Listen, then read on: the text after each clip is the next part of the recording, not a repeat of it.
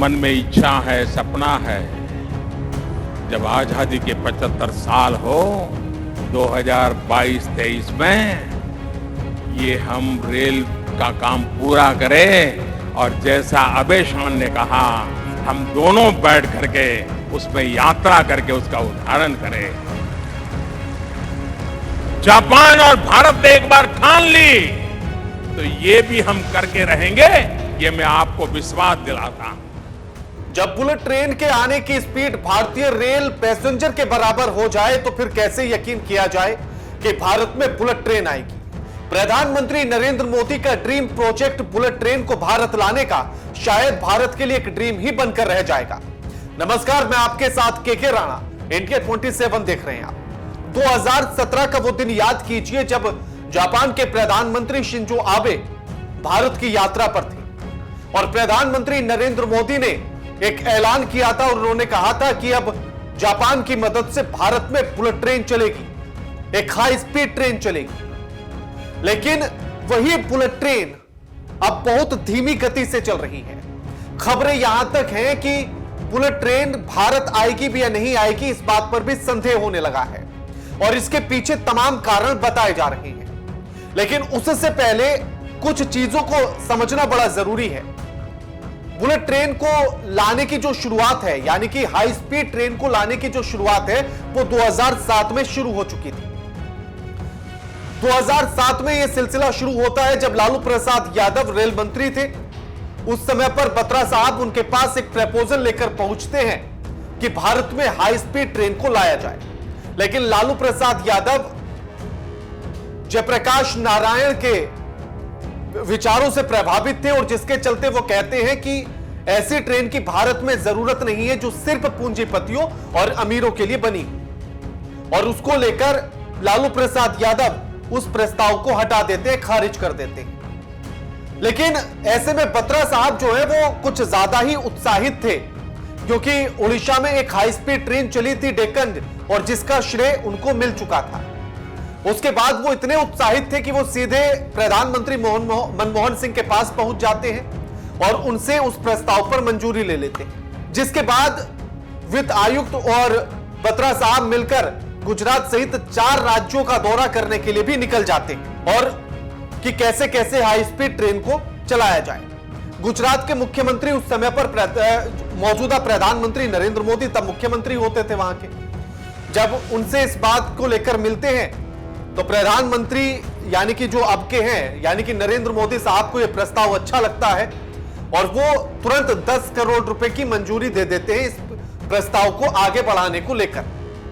अब उसके बाद काम जैसे जैसे चलता है, लेकिन कुछ दिन बाद ही जो है बत्रा साहब रिटायर हो जाते हैं और हाई स्पीड ट्रेन का सपना फिर पैसेंजर ट्रेन की तरह रुक जाता है। उसकी फाइलों पर फिर से धूल जमनी शुरू हो जाती है। लेकिन जैसे ही प्रधानमंत्री के तौर पर प्रोजेक्ट किया जाता है नरेंद्र मोदी को, तो 2014 में बीजेपी के घोषणा पत्र में इसको शामिल कर लिया जाता है। तमाम वादों में इसको शामिल कर लिया जाता है कि बुलेट ट्रेन तो भारत में अब आएगी। और तभी से यह सपना भारत के नजरों में पलने लगा कि भारत में बुलेट ट्रेन आएगी। साल दर साल बीतते चले गए और सरकार के द्वारा एक के बाद एक बुलेट ट्रेन को लेकर दावे भी किए जाने लगे कि अब आ जाएगी, तब आ जाएगी। उसके बाद 2013 में जापान की इंटरनेशनल कॉरपोरेशन एजेंसी यानी कि जीका और भारतीय रेल के बीच में करार होता है इसी हाई स्पीड ट्रेन को लेकर। 2014 में चुनावी योजना का हिस्सा बुलेट ट्रेन बन जाती है और जीका के साथ 508.17 किलोमीटर लंबे मार्ग पर 75,545 करोड़ रुपए की लागत इसके लिए आंकी जाती है कि 508 किलोमीटर का एक पूरा बुलेट ट्रेन का जो है ट्रैक बनेगा और पूरी इस परियोजना के लिए बजट रख दिया जाता है। लेकिन 2017 में इसकी आधारशिला रखी जाती है और जो 75,000 से बढ़कर बजट इसका फिर 1 लाख करोड़ हो जाता है 2017 आते आते। जब प्रधानमंत्री शिंजो आबे जब भारत की यात्रा पर आते हैं उसी समय पर जो है वो इसका ऐलान करते हैं और इसकी आधारशिला रखी जाती है। जापान सरकार 0.1% के ब्याज पर इस परियोजना के लिए पैसा देती है कर्ज पर, और वो इस परियोजना में कुछ शर्तें भी लगा देती है।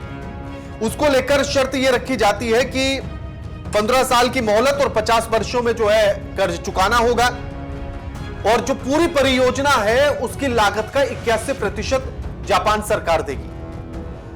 मुख्य परियोजना, उपकरण और टेक्नोलॉजी में जापानी कंपनी का नाम यानी कि उसको श्रेय दिया जाए, यह शर्त जापान रखता है। लेकिन इसी के साथ जैसे ही ये बात का ऐलान किया जाता है, उसी के साथ इसको लेकर परेशानियां भी बढ़ने लगती हैं। परेशानी सबसे पहली आती है कि जमीन अधिग्रहण को लेकर। जमीन अधिग्रहण करने को लेकर जैसे ही सरकार ऐलान करती है, तो जिन जिन राज्यों से, जैसे कि गुजरात, महाराष्ट्र से जहां जहां होकर जानी थी, वहां प्रदर्शन शुरू हो जाते हैं और किसान या लोग जिनकी जमीनें थी वो जमीन अधिग्रहण को लेकर विरोध प्रदर्शन करने लगते हैं। विरोध प्रदर्शन शुरू होता है तो मामला अटकना शुरू हो जाता है। उसके बाद जो है एक के बाद एक इसका जो दाम था, जो इस परियोजना की लागत थी, वो बढ़ती चली जाती है। महाराष्ट्र में उसी बीच कोविड आ जाता है 2 बार। उसके बाद महाराष्ट्र की राजनीति में उथल पुथल हो जाती है, सरकार का बनना, टूटना, बिगड़ना, वो सारे खेल आपने देखे हैं।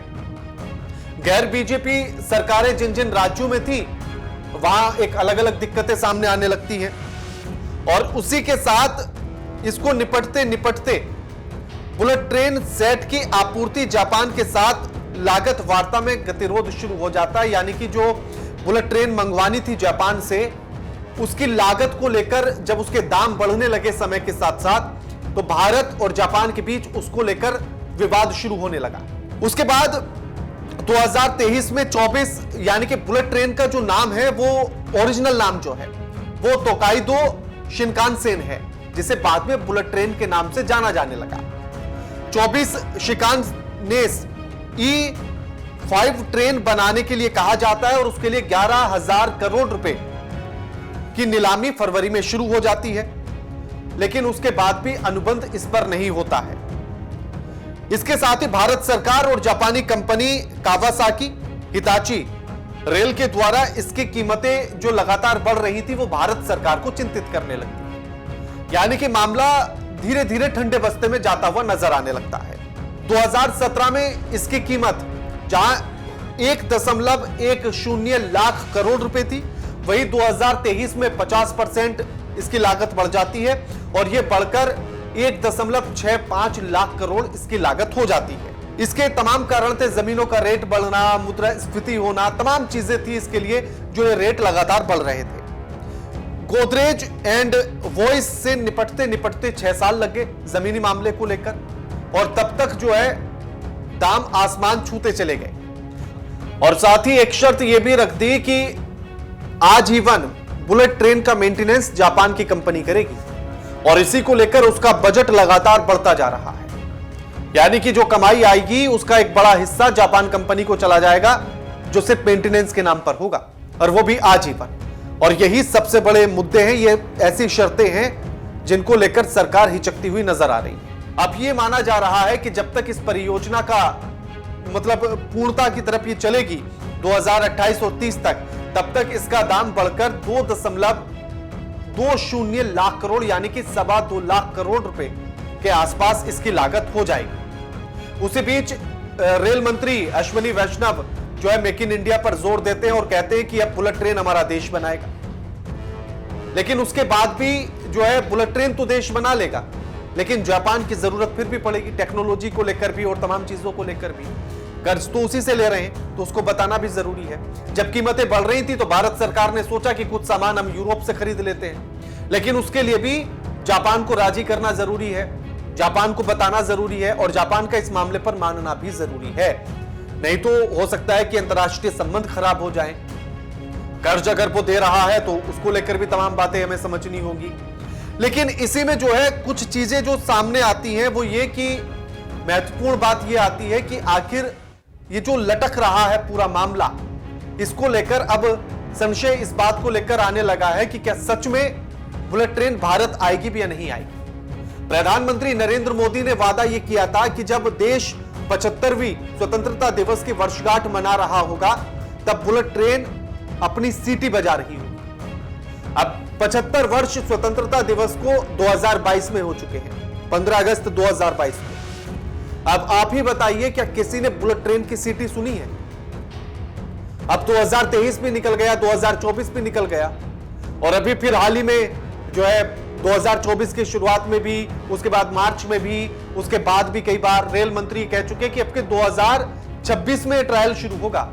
सोचे 26 में तो ट्रायल शुरू होगा, जहां 75वीं वर्षगांठ की बात चल रही थी, अब उसके 4 साल बाद की बात हो रही है। यानी कि 75 की जगह 80 साल जब स्वतंत्रता दिवस को हो जाएंगे, उसकी वर्षगांठ हम जब मना रहे होंगे, तब कहीं बुलेट ट्रेन की सीटी सुनाई देगी। लेकिन इसी बीच तमाम अधिकारियों का यह भी कहना है कि जिस तरह से यह पूरा मामला ठंडे बस्ते में चला गया है, मामला अधर में लटका हुआ नजर आ रहा है। दूसरी तरफ यह भी कहा जा रहा है कि बुलेट ट्रेन जापान से ही खरीदें या कहीं और से खरीद लें, लेकिन उसको लेकर भी भारत सरकार के सामने तमाम संकट है। अब जो सरकार लगातार यह दावा ठोकती है कि अगर उद्घाटन हम करते हैं, शिलान्यास हम करते हैं, तो उद्घाटन भी हम करते हैं। अब लटकने बटकने का काम खत्म हो गया है योजनाओं का। तो फिर आपने जो डेडलाइन दी थी बुलेट ट्रेन को लेकर, वो कहां है? बुलेट ट्रेन आखिर कब आएगी? या सिर्फ 2014 के चुनावी भाषण में उसका जिक्र होगा, 2019 में उसका जिक्र होगा, 24 में होगा, फिर आगे भी होगा? तो क्या सच में भारत में बुलेट ट्रेन आएगी भी या नहीं आएगी? यह अपने आप में बड़ा सवाल है। जो 75,000 करोड़ में पूरा हो सकता था काम, उसके लिए अब हम 1,10,000 करोड़ रुपए दे रहे हैं। उसके बाद उसी बजट, उसी के लिए हम 1,65,000 करोड़ रुपए दे रहे हैं। और जब तक ये योजना पूरी होगी, तब तक हम 2,20,000 करोड़ रुपए, यानी कि 2.25 लाख करोड़ के आसपास हम इस पर रुपया खर्च करेंगे। अब सरकार कितनी तेजी से काम कर रही है, सरकार कितनी अच्छी नीयत से काम कर रही है, क्योंकि प्रधानमंत्री ने कहा था कि अगर नीयत अच्छी हो तो फिर काम पूरे होते हैं, इच्छा शक्ति की जरूरत है। तो क्या बुलेट ट्रेन को लेकर, उनके खुद के ड्रीम प्रोजेक्ट को लेकर उनकी इच्छा शक्ति कमजोर हो गई है क्या? क्या इसीलिए बुलेट ट्रेन भारत नहीं आ रही है क्या? अब आप कमेंट करके हमें जरूर बताइएगा कि आखिर क्या आपको लगता है कि बुलेट ट्रेन 2026 में भी भारत में आकर सीटी बजा देगी या नहीं बजाएगी? और दूसरा एक और इसमें बड़ा कारण यह भी है कि जापान ने यह कहा था कि 28% ही आप केवल बुलेट ट्रेन के जो ट्रैक है उसको एलिवेटेड, यानी कि फ्लाईओवर के तौर पर बना सकते हैं, लेकिन भारत सरकार ने उसको 90% कर दिया है। एलिवेटेड ट्रैक जो है, यानी कि फ्लाईओवर के तौर पर जो ट्रैक बनेगा वो 90% होगा। और जापान ने यह कह दिया कि ऐसे बुलेट ट्रेन नहीं चलेगी। 28% तो आप कर सकते हैं, 90% नहीं कर सकते। इसको लेकर भी जापान ने पूरा मामला अटका दिया। अब आप कमेंट करके बताइए कि कितना भारत सरकार आपको एक्टिव नजर आती है बुलेट ट्रेन को लेकर। कमेंट करके बताइए कि क्या बुलेट ट्रेन भारत पहुंचेगी या नहीं पहुंचेगी, या फिर सियालदा और पैसेंजर ट्रेनों के ही धक्के खाने पड़ेंगे। कमेंट करके जरूर बताइएगा। वीडियो अच्छी लगे तो शेयर कीजिएगा, चैनल सब्सक्राइब कीजिएगा। नमस्कार।